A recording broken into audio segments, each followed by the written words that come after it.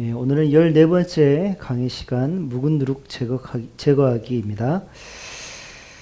제가 지금 생각해 보니까 그동안 제가 몸담았던 교회, 그리고 제가 함께하는 그런 목사님들로부터 들은 그 교회 이야기들 듣다 보면 어떻게 교회 안에서 이런 일이 일어날 수 있지라고 생각할 정도로 정말 사회에서도 잘 일어나지 않는, 또 있더라도 되게 욕을 많이 먹는 그런 일들을 보긴 합니다. 가장 먼저 생각나는 것은 사기에 관련된 일이었습니다. 여러 사람들에게 돈을 빌린 후에 자취를 감춰버린 그런 교인이 있었거든요. 근데 감당할 수 있는 그런 피해가 아니었어요. 그 돈을 빌려준 그런 가정마다 부도가 날 정도로, 파산이 날 정도로, 심각할 정도로 그런 어려움을 주고 자취를 감춰버린 교인이 있었습니다. 또 어떤 교인은 이웃집 남자랑 바람이 나가지고 그냥 야반 도주해버렸어요. 예, 그래서 그 교인의 딸 아이는 참 예뻤거든요. 그래서 교회 안에서도 사랑도 참 많았고 되게 또 당차게 신앙생활을 하던 그런 아이였는데, 그날부터 그 아이는 교회에서 볼 수 없었습니다.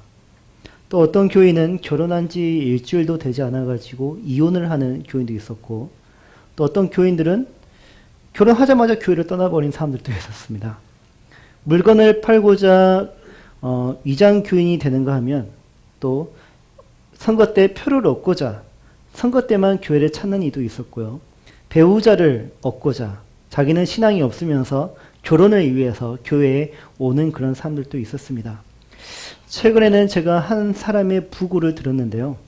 오랫동안 암투병을 하다 그만 끝내 이기지 못하고 하나님 부르심을 받았습니다. 근데 그의 소식을 들은 교인들의 태도에 제가 정말 경악을 금치 못했습니다.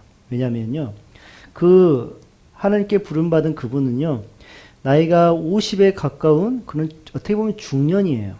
10년만 지나면 회갑인데, 근데 결혼은 하지 않았습니다. 그래서 이제 그분이 결혼을 하지 않았다는 이유로 3일장을 준비하는 가족들을 교인들이 자꾸 비난을 하는 것이에요. 왜 비난하는가라고 내가 들어봤더니 미성년이라는 것입니다.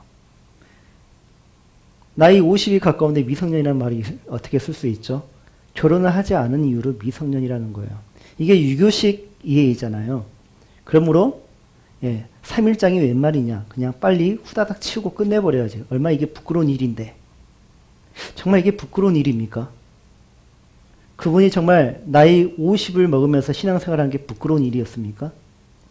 우리 교회에는요, 부활의 소망을 품는 가운데 3일장의 장례를 치르는 기독교의 아름다운 장례 전통이 있거든요. 하나님께서 우리에게 주신 좋은 전통이 있는데, 부끄러운 인생이라고 하룻밤에 그 인생을 정리해버리려고 하는 교인들의 태도를 보고 저는 경악을 금치 못했습니다. 지금까지 그와 같은 수많은 일을 제가 겪으면서 이제야 정리가 되는 한 가지가 있습니다. 한 모습이 있는데, 그것은 교회 안에서 일어난 부정한 일이 있지 않습니까? 그 부정한 일을 보고 교회의 거룩성이 무너지는 것으로 인해 함께 아파하고 슬퍼하고, 그래서 무너진 그 교회의 전통을 보수하려 하기보다는요, 교인들이 몇몇이 모여가지고 수다의 재료로 삼아버린 것을 제가 보았습니다. 다음에 들려줄 고린도 교회의 태도를 한번 보시기 바랍니다. 거기에 우리의 어떤 모습이 있는지, 우리가 교회이지만 얼마나 비겁한 모습을 잘 감추면서 꽤 괜찮은 사람으로 가장하며 사는지, 그들의 모습을 통해서 우리 자신을 점검해 보도록 합시다. 고린도 교회 내에 음행이 있다는 소문이 퍼졌습니다. 근데 그 소문이 어디까지 들렸냐면 바다 건너편 아주 멀리 떨어져 있는 에베소에 있는 바울에게까지 들렸습니다. 교회 내의 음행은요, 바다 건너편 바울에게 들렸다면 이미 고린도시 내에서는 이미 싹 퍼졌겠죠. 공연한 그런 사실이었을 것입니다. 음행의 내용은 어떤 교인이 자기 아버지의 아내를 취했다라는 것이었습니다. 근친상간이죠. 이것을 보고 근친상간이라고 하는데, 이때 아버지의 아내를 취하였다. 아버지의 아내는 친어머니가 아니라 계모를 말합니다. 계무를 할지라도 아버지의 아내를 취하였다는 것은 근친상간이 맞죠. 타락할 대로 타락한 고린도 사람들이 보아도 이 일은 불법이었고요. 비윤리적인 일이었거든요. 근데 고린도 사람들에게 교회는 그래도 교회는 우리와 다르겠지 라는 생각이 있었을 것이에요. 실제적으로 교회는 고린도 사람들과 비교해 보아도 더 윤리적이고 더 도덕적이었기 때문입니다. 교회는 그 다름을 고르기라고 표현하지 않습니까? 그러나 교회는 고린도 사람들의 기대와 달리 그들과 다를 바 없는 음행을 저질렀는데 그 음행도 절대 하지 말아야 할 그런 음행을 저질렀습니다. 그런데 어떻게 교회 안에 근친상간이라는 이 정말 끔찍한 음행을 그들은 음행이 교회 안에서 일어날 수 있었던 것일까요? 당시 로마 제국의 상속법에 문제가 있었거든요. 로마 제국의 상속법에는 아버지가 죽으면 모든 유산이 아내에게로 돌아가게 되어 있습니다. 1순위로 돌아가게 되어 있는데, 근데 상속에 관하여서 어머니가, 아버지가 돌아가셨는데 어머니가 친어머니라면 문제가 없죠. 근데 계모이면 어떻게 돼요? 상속을 받지 못해요, 아들이. 그러니 아들이 쓰는 방법이 뭐예요? 계모와 그렇게 부부가 돼버리는 것이죠. 또는 이 반대로 생각해 봅시다. 아버지가 돌아가셨습니다. 근데 그나마 있는 아들이 양자예요. 그럼 이 양자가 들어온 지 얼마 안 돼가지고 아버지가 돌아가시면 어떻게 되겠습니까? 자기는 나가야 되는 거예요. 그래서 친어머니가 아니죠, 이분도. 어떻게 보면 이 어머니하고도 그런 부적절한 관계를 갖는 것입니다. 이거는 두 가지 경우이지만 이런 유사하고 또 여기에서 파생되는 정말 다양하고 또 다채로운 그런 범죄가 정말 많이 일어났을 것입니다. 이거는 그냥 개인의 문제가 아니라 사회적 문제였거든요. 이와 같은 형태에서 파생되는 음행과 범죄는 사회의 큰 문제로 다가왔는데 유괴라는 범죄, 아이를 이렇게 납치하는 유괴라는 범죄가 자본주의에 의해 탄생한 범죄이듯이 고린도 사회에서 근친상간은 그 사회가 만들어낸 그 나라의 그런 법이 만들어낸 어떻게 보면 범죄이기도 하고요. 또는 인간의 속욕이 아니라 돈에 대한 인간의 탐욕이 결부되어서 만들어진 그런 범죄라고 할 수도 있습니다. 고린도 사회에서 이런 일이 종종 일어났는데 누가 이랬다 저 사람이 저랬다라는 소문이 퍼질 때마다 그래 그런가 보다 또 이런 일이 일어났구나 라고 사람들은 생각했을지 모르겠습니다. 하지만 그리스도인들은 그렇게 치부해서는 안 되죠. 여기에 도외시할 수는 없는 것입니다. 그 이유는 그리스도인들에게는 하나님의 말씀이 이미 주어졌기 때문입니다. 레위기 20장 11절에 아버지의 아내와 동침하는 자는 그의 아버지의 하체를 범하였은즉 둘 다 반드시 죽일지니 그들의 피가 자기들에게 돌아가리라. 그리고 십계명에도 이렇게 기록되어 있죠. 간음하지 말라. 고린도 교회는 공동체 안에서 사회법뿐만 아니라 하나님의 법에도 족촉되는 그 일을 두고 고린도 사람들처럼 남의 일로 여기거나 도외시해서는 안 되었습니다. 그들은 교회 내에서 그런 일이 발생했을 때, 또 발생했다는 것을 들었을 때 어떻게 반응하는 것이 옳았을까요? 2절 한번 보십시오. 어찌하여 통한이 여기지 아니하고 그 일을 행한 자를 너희 중에서 쫓아내지 아니하였느냐? 바울이라면 이렇게 했다라는 것이에요. 그런데 고린도 교회는 이렇게 하지 않았다라는 것입니다. 즉 발생한 범죄에 대한 교회의 태도가 문제라는 것이에요. 교회는 근친상간을 친한 사람들과의 수다의 재료로 삼아버렸습니다. 그리고 그들의 죄를 통하여서 자기는 그런 죄를 저지르지 않았으니 나는 그들보다 의롭다. 나는 그들보다 나은 신앙을 가졌다. 나는 그들보다 깨끗하다. 라는 식으로 자기들의 믿음을, 자기들의 경건을 자랑했습니다. 예전에 제가 북한을 취재한 다큐멘터리를 보았는데요. 외국인 기자가 이제 북한의 그런 여러 모습들을 취재하지 않겠습니까? 그때마다 옆에 졸졸졸 따라다니는 북한 수행원이 우리 북한에는 이런 것도 있습니다. 저런 것도 있습니다 하면서 막 북한 선전을 하는 것이에요. 그리고 꼭 뒤쪽으로, 그러니까 항상 이렇게 좋은 곳만 보여주고 그 실제 모습, 그 국민들이 어떻게 사는지, 인민들이 어떻게 사는지 그 모습은 절대 안 보여주고 그곳으로 가지 못하게 만들었습니다. 하는 것이 다 자랑이에요. 그래서 이 외국인 기자가 그러면 북한에도 호모가 있습니까? 라고 물어보았어요. 그랬더니 이 북한 수행원이 호모가 무엇인지도 모르고 당연히 있습니다. 우리 북한에는 아주 많습니다. 그런 식으로 자랑을 하는 것이에요. 그러니까 외국인 기자가 호모가 무엇인 줄 아십니까? 남자가 남자를, 여자가 여자를 했더니 이 수행원이 얼굴이 굳어지기 시작하는 거예요. 그리고 말을 잇지 못해요. 충격받은 거예요.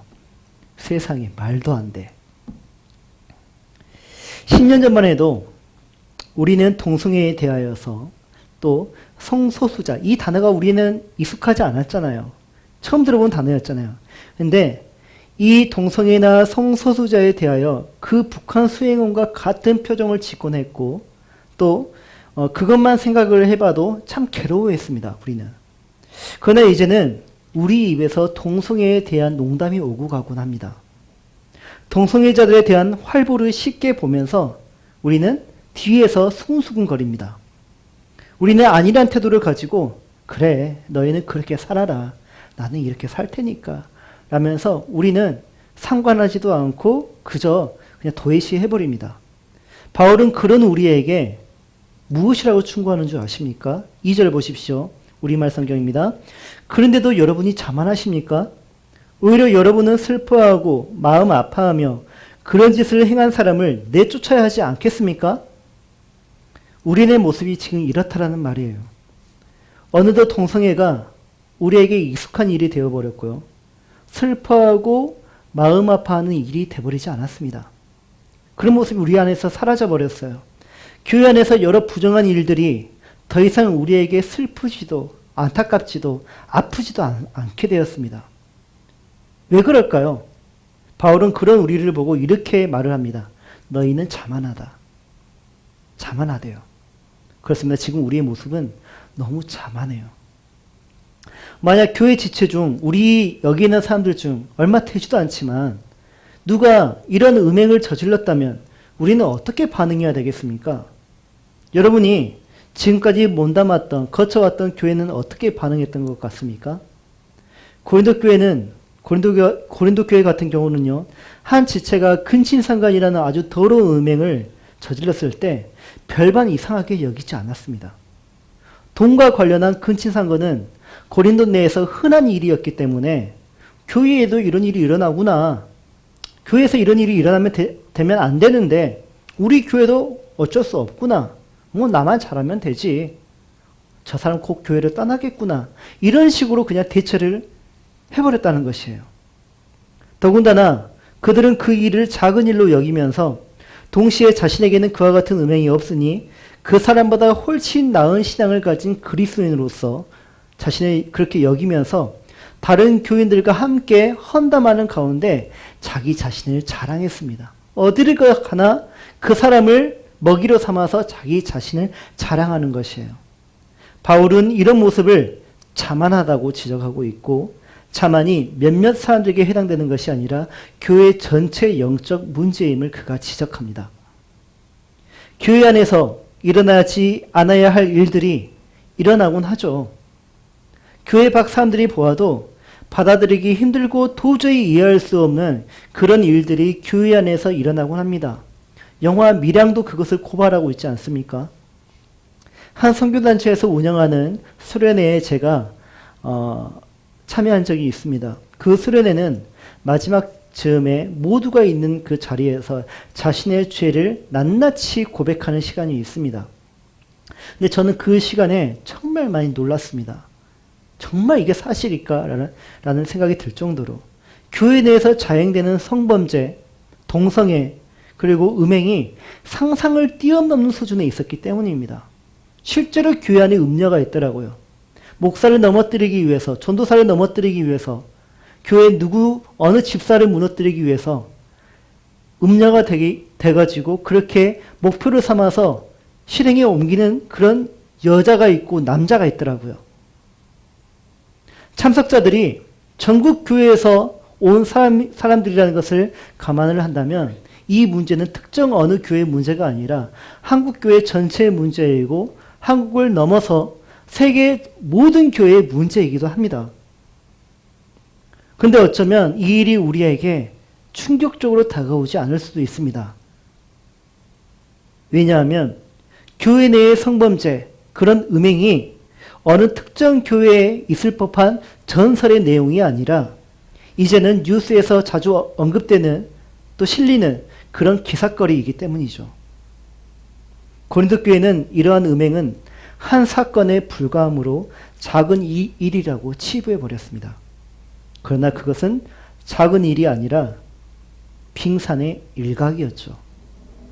바울에게 들려진 음행은 사람들의 눈에 드러난 대표적인 음행일 뿐, 고린도 시내에서 자행되는 모든 음행, 즉 성행위, 불륜, 간음, 성매매, 성매매람은 남창, 여창, 동성성행위, 이 모든 음행들이 교회 안에도 자행되고 있었다는 사실이에요.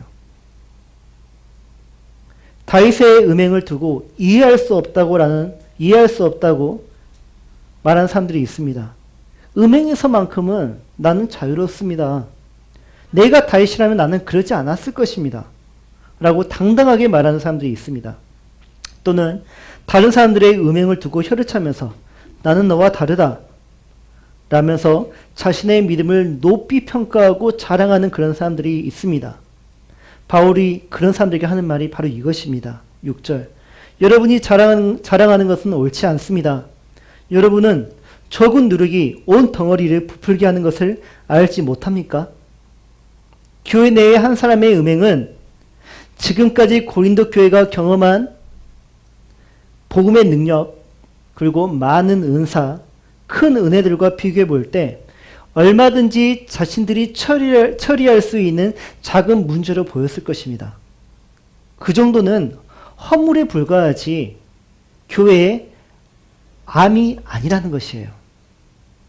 이렇게 자신이 지니고 있는 좋은 점들을 내세워서 그들은 근친상간이라는 이 음행을 축소화하고 그리고 상대화시키고 또 정당화하려는 모든 시도, 이 모든 시도는 결국 교회를 낭떠러지로 몰아가는 것이죠.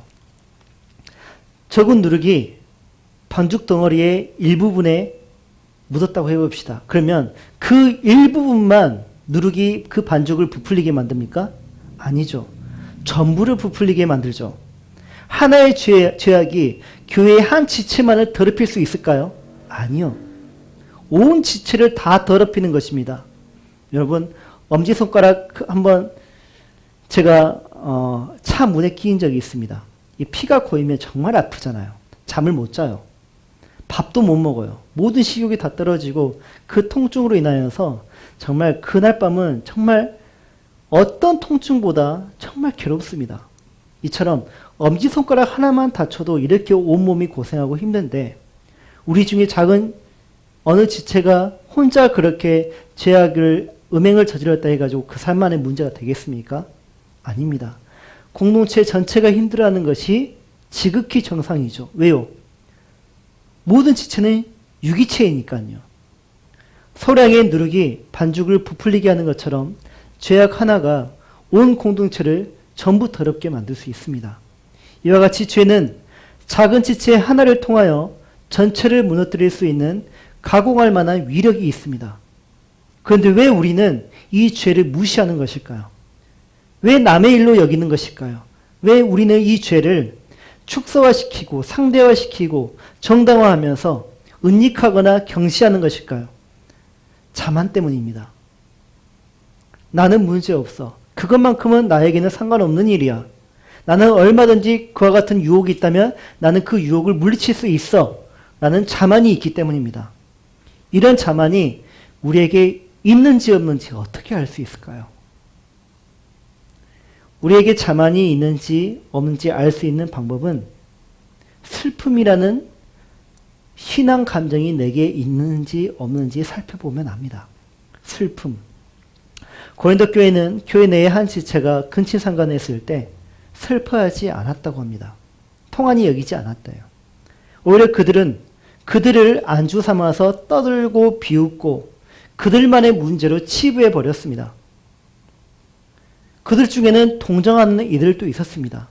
하지만 그 동정은 인도주의적 차원에서 동정한 것이고 또 관계에서 오는 우정일 뿐 제 몸처럼 제 가족처럼 아파하지 않았습니다. 고린도 교회는 그 죄로 인해 함께 아파하고 슬퍼하고 악에 대해서 함께 근심해야만 했거든요.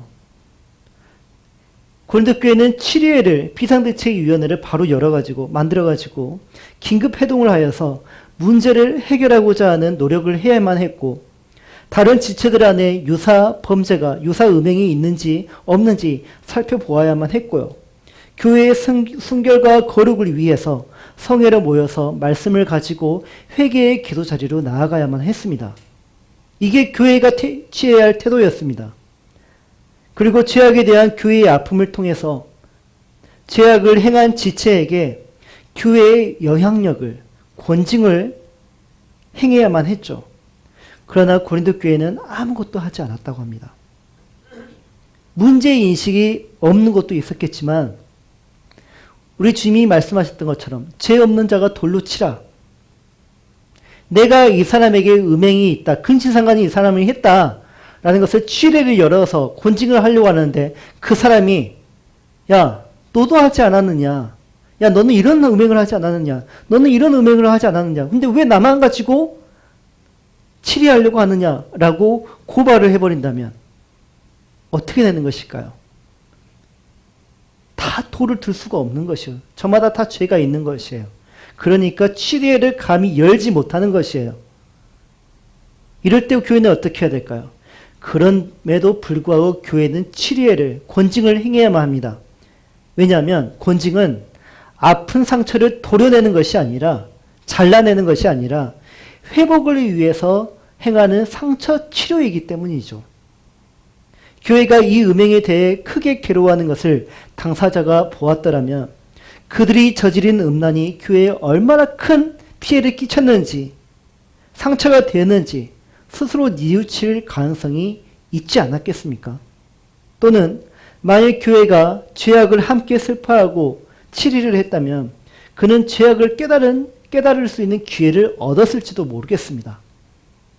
고린도후서 7장 10절에 하나님의 뜻대로 하는 근심은 구원에 이르는 회개를 가져오므로 후회할 것이 없습니다. 함께 근심하라는 것이에요. 함께. 그러면 구원에 이르는 회개를 가져온다는 것이에요. 후회함이 절대 없다는 것입니다. 그러나 고린도 교회는 근심하지도 않았고 슬퍼하지도 않았습니다.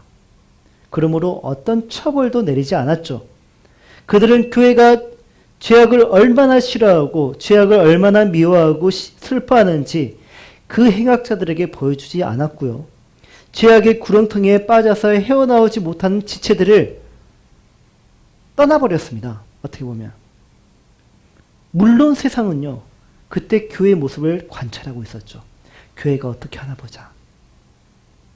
근데 교회는 어떻게 합니까? 세상은 법정에 들어가서라도 그 일을 해결하려고 하는데 교회는 그들을 버려버렸습니다. 어느 교회에서 있었던 일입니다. 한 장로가 교회 재정을 빌려 본인의 급한 일에 썼습니다. 빌렸습니다. 재정위원회의 허락이 있었겠죠. 그런데 믿고 빌려준 그 돈이 돌아오지 않았어요. 결국에는 재정위원들이 책임을 지고 분담을 하여서 채워 넣었습니다. 근데 그 일은 그들 사이에 비밀이 되어야 했건만 제 귀에도 들린 것을 보면 이미 모든 교인들에게 소문이 다 퍼진 것이에요. 당신만 알아야 돼요. 당신만 알아야 돼요 하면서 다 퍼지는 것이에요. 문제가 거기서 끝나지 않았습니다.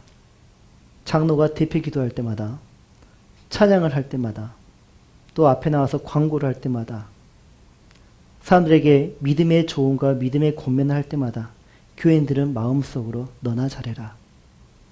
어떻게 저 입으로 찬양을 할 수 있고 어떻게 저 입으로 저런 일을 할 수 있을까? 왜 교회는 아무것도 저 사람에게 징벌을 내리지 않는 것일까? 재정과 관련해서 그 일만 있었던 것이 아니었거든요. 여러 부분에서 그분의 손이 다 닿아 있었거든요. 재정부 입장에서 좋고 쉽게 끝내려고 했던 일이 교회를 불신의 공동체로 만들어버린 것입니다. 이처럼 교회가 죄악을 싫어하고 미워하며 슬퍼하는 거룩의 속성을 포기할 때, 행악자를 치리하려 거룩함을 보존해야 하는 의무를 포기할 때, 행악자를 구원에 이르게 하는 회개로 이끌어주는 특권을 교회가 포기할 때, 교회는 감당할 수 없는 중병을 앓게 되죠. 우리에게 이런 일이 일어나지 않을 법은 없습니다. 그렇다면 우리가 이와 같은 악행을 예방하기 위해서 해야 할 일이 있다면 무엇일까요? 성경이 우리에게 주는 답은 바로 이것입니다. 7절. 여러분은 새 반죽 덩이가 되기 위해 묵은 누룩을 제거해 버리십시오. 이때 묵은 누룩은 악하고 해로운 누룩으로 본 사건에 있어서는 음행이 바로 묵은 누룩이겠죠. 이때 우리가 주목해야 할 것은 바울은 우리에게 누룩이 묻은 반죽을 제거하라 하지 않고 반죽에 묻은 누룩을 제거하라고 합니다. 일반 사회에서 조직 안에 또는 공동체 안에 묵은 누룩 같은 존재, 이 조직의 공동체에 아주 큰 피해를 끼치는 그런 사람이 있다면 조직들은 보통 어떻게 이것을 처리합니까? 잘라버리죠. 잘라버립니다. 제거해버립니다. 조직에서 제거함으로 문제의 확산을 차단하는 것이고요. 이를 본보기로 다른 조직원들에게 두려움을 주면서 또 공포의 분위기를 조성하면서 같은 문제가 다시는 일어나지 않도록 완전히 차단을 해버립니다. 정말 잔인하죠. 그러나 교회는 어떻게 합니까? 어떻게 해야 될까요? 교회는 형제가 범죄하였다 하여서 그 형제를 내쫓지 않습니다. 우리가 제거해야 할 대상은 음행을 저지른 그 행악자가 아니라 음행 그 자체를 제거해야 되는 것이죠. 사람이 아니라 죄를 제거해야 된다는 말입니다. 음행을 저지른 사람을 제거한다 할지라도 교회 안에 여전히 음행의 누룩이 묻어 있다면 다른 누군가를 통해서 또 그와 같은 일이 일어나고 말 것입니다. 고린도 교회의 음행의 문제가 약 2000년이 지난 지금에도 교회 안에서 여전히 일어나고 있습니다. 이 사실이 우리에게 주는 메시지는 무엇입니까? 교회 안에 묻은 누룩이 여전히 제거되지 않았다라는 것이에요. 이스라엘 왕조 시대에 열왕시대가 있지 않습니까? 사울, 다윗, 솔로몬, 그렇게 가지고 솔로몬 이후로 이제 두 왕조가 나뉩니다. 근데 열왕기 상하를 보면 여러 왕들이 등장하는데 누구는 참 잘했다, 누구는 참 하나님 보시기에 악을 행했다, 심히 악하더라 하면서 평가가 나옵니다. 근데 하나님 보시기에도 참 잘했던, 믿음이 좋았던, 종교 개혁을 하면서 또 이스라엘의 남유다의 부흥을 일으켰던 그런 왕들이 있었거든요. 근데 꼭 마지막에 이런 말이 나와요. 그런데 상당은 제거하지 않았더라. 상당은 제거하지 않았더라. 다른 종류의 묻은 누룩은 제거할 때는 정말 그들이 잘했거든요. 근데 산당이라는 묵은 누룩은 제거하지 않더라는 것이에요. 이와 같이 교회도 다른 묵은 누룩은 참 제거를 잘하는데 이상하게도 음행이라는 누룩만큼은 제거하지 않더라는 것이에요. 왜 그럴까요? 왜 다른 것은 제거를 참 잘하는데 음행은 못하는 것일까요? 다른 종류의 묵은 누룩을 제거할 때는요, 하나님의 은혜를 입어가지고 힘써서 제거를 했는데 음행의 누룩만큼은 본인들이 얼마든지 언제든지 잘 알아서 제거할 수 있다고 판단했기 때문입니다. 더욱이 음행이라는 것은요, 사람들에게 꺼내기가 참 어려운 죄악이잖아요. 우상숭배와 같은 그런 누룩은, 여러 형태의 죄악들은 혼자만 저지르는 것이 아니라 공동체적으로, 공범적으로 죄를 짓기 때문에 그나마 덜 창피해요. 너도 했고 나도 했고. 근데 음행이라는 것은 아주 은밀한 죄이잖아요. 그러다 보니까 차마 입 밖으로 꺼내지지도 못하고, 그러다 보니까 내가 알아서 잘 해봐야겠다. 스스로 한번 제거를 해보려고 노력하는 것입니다. 그런 자만이 있었던 것이고, 이스라엘 산당처럼 음행이 교회 역사 속에서 제거되지 못하고 묵은 누룩으로 2000년 동안 교회 안에 묻어 있었던 것입니다. 그렇다면 우리 안에 있는 묵은 누룩인 음행을 제거하기 위해, 이와 같은 또 다른 종류의 묵은 누룩을 제거하기 위해 우리가 해야 할 일은 무엇일까요? 하나님은 첫 유월절을 앞두고 있는 이스라엘에게 빵 반죽을 만들 때 누룩을 넣지 말라고 명령하셨습니다. 그 후부터 이스라엘은 유월절을 기념할 때마다 누룩을 넣지 않은 딱딱한 빵을 먹어야만 했습니다. 그렇다면 하나님은 왜 반죽에 누룩을 넣지 말라는 명령을 하셨던 것일까요? 여러분은 여러분에게 제가 빵을 줍니다. 누룩을 넣은 빵, 누룩을 넣지 않은 빵, 어떤 거 선택하겠습니까? 당연히 누룩을 넣은 빵을 선택할 것입니다. 빵을 먹어본 사람은 다 누룩을 넣은 빵을 먹습니다. 왜요? 그게 더 맛있으니까요. 누룩을 넣지 않은 빵은요, 딱딱해가지고요, 시간만 지나면 돌덩어리가 되거든요. 그런 거 누가 먹습니까? 다 누룩을 넣은 푹신푹신한 그런 빵을 먹죠. 근데 이 빵이 재료가 다릅니까? 재료는 똑같은 거예요. 그러면 다른 불을 써가지고 빵을 굽습니까? 불도 똑같아요. 다만 누룩을 넣었느냐 누룩을 넣지 않았느냐에 따라서 빵의 모양이 달라지고 빵의 맛이 달라지는 것이에요. 그래서 나중에 빵을 먹다 보면 어떤 재료를 썼는가를 보지 않고 누룩을 넣었는가 누룩을 넣지 않았는가 그것만을 판단해 가지고 빵을 선택한다는 것이에요. 6월절의 어린 양처럼 누룩을 넣지 않은 빵 역시 그리스도를 상징하거든요. 예수님은 본인을 소개할 때 나는 생명의 빵이다 라고 소개하셨습니다.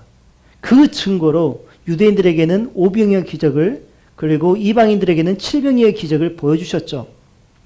생명에 있어서 반드시 있어야 할 것은 빵이지 누룩을 넣은 빵이 아닙니다.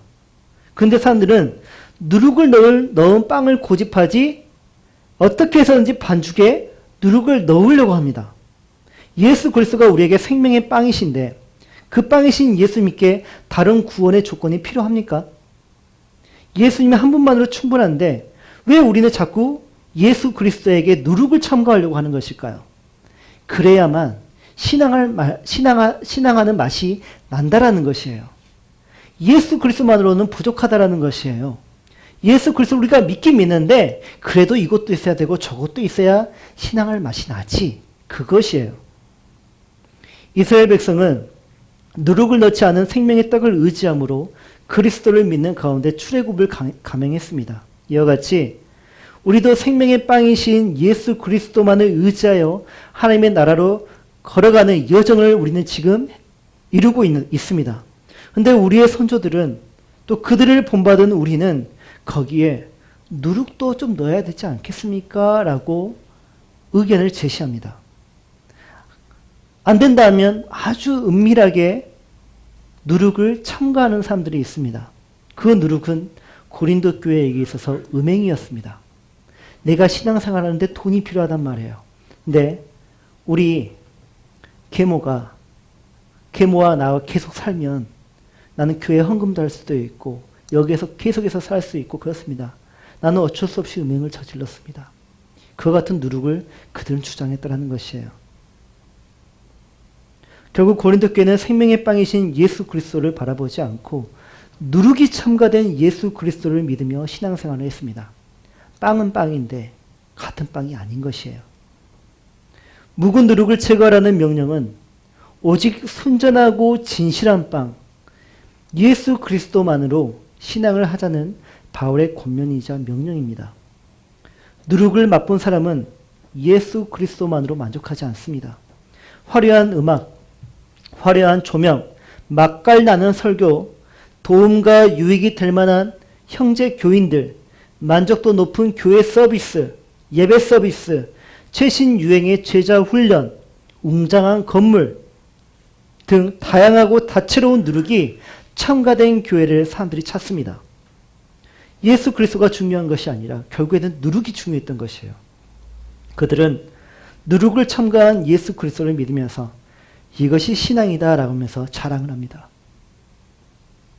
우리에게 묵은 누룩이 있다는 사실을 인정하십시오. 부지 중에 우리에게 묻은 누룩이 정말 많거든요. 여러분, 신앙생활을 하는데 우리에게 지금 더 필요한 것이 있다고 생각하십니까? 이것저것 한번 변명을 대보십시오. 정말 그러한 것들이 있어야만, 나에게 그러한 것들이 주어져야만 나는 더 나은 그리스도인, 더 신실한 그리스도인, 순전하고 진실한 그리스도인이 될 수 있는 것일까요? 정말 그러한 것들이 충족이 된다면 우리의 가정은 더 화목해지고 우리의 삶은 더 만족스러워지고 우리의 감정은 더 행복한 감정만으로 충만해지는 것일까요? 광야 한복판에 있어도 예수 그리스도가 여러분의 생명의 빵으로만 주어진다면 여러분은 다 얻은 것이나 다름없습니다. 더 얻을 것이 없다는 말이에요. 광야는 아무것도 없는 곳입니다. 광야는 누룩조차도 생존할 수 없는 오직 하나님만의 도움만이 구원이 되는 곳이 바로 광야입니다. 여러분의 가정 상황이 지금 광야라면, 직장 생활이 광야라면, 지금 내 내면의 세계가 꼭 광야와 같다면 그런 상황에 여러분들에게 필요한 것은 예수 그리스도 한 분이십니다. 누룩은 필요 없습니다. 예수 그리스도 한 분만이 여러분에게 진짜 도움이 되며 구원이 되십니다. 그런데 우리에게는 이와 반대로 너무 많은 묵은 누룩이 우리에게 묻어 있어요. 여러분의 삶에서 예수 그리스도만을 의지하면서 사는데 방해하는 누룩은 무엇이라고 생각하십니까? 누구에게는 스마트폰이 될 수 있고요. 누구에게는 어떤 종교 행위가 될 수 있습니다. 누구에게는 돈이 될 수 있고 누구에게는 어떤 삶이 될 수 있습니다. 특히 돈이 그런 누룩일 가능성이 매우 크죠. 그 돈만 얻으면, 큰 돈만 얻으면 내 인생이 펴질 것 같고 더 행복해질 것 같고 만족스러울 것 같은 그런 생각이 든다면 돈이 여러분에게 누룩입니다. 생명 되신 예수 그리스도를 그때부터는 하찮은 만나따위로 여겨버리는 것이죠. 이제 더 이상 먹기 싫은 만나가 돼버리는 것이에요. 제거해야 됩니다. 누룩을 제거해야 됩니다. 어떻게 제거할 수 있을까요? 그리스도 예수 앞에 우리가 나아가야죠. 말씀 앞에 서고 기도의 자리로 우리가 나아가야 합니다. 그래도 안 된다면 또 믿음의 사람들과 적극적으로 교제도 해보십시오. 또 좋은 신앙의 본을 따라 보십시오. 그것도 잘 안 된다면 공식적으로 교회의 도움을 요청하십시오. 이것도 안 되겠다면, 도저히 못하겠다면 교회는 여러분을 통해 고린도 교회와 같은 상황을 겪게 될 것입니다. 하지만 교회는 여러분들을 버리지 않을 것입니다. 교회는 아프겠지만 여러분들을 제거하지 않을 것이고요. 교회는 실망하겠지만 실망할 수도 있겠죠. 하지만 같이 회개의 자리로 나아갈 것입니다. 교회는 그 죄로 인하여서 함께 힘들어할 것입니다. 하지만 같이 징계를 받으면서 우리는 형제의 사랑을 이룰 것입니다. 함께 우리 누룩을 제거합시다. 우리에게는 예수 그리스도만이 생명의 빵이 되시고 전부가 되십니다. 그렇지 않습니까? 우리는 교회의 순전함과 진실함 그리고 거룩함을 지킬 의무가 있거든요. 이 시대를 살아가는 우리에게 그 세 가지는 반드시 필요하고요. 왜냐하면 우리가 누구이기에 바로 그리스도의 신부이기 때문입니다. 그리스도 신부가 음행을 저질러서 되겠습니까? 안 되지 않습니까? 그리스도의 신부가 지켜야 할 것은 세 가지입니다. 순전함, 진실함, 거룩함.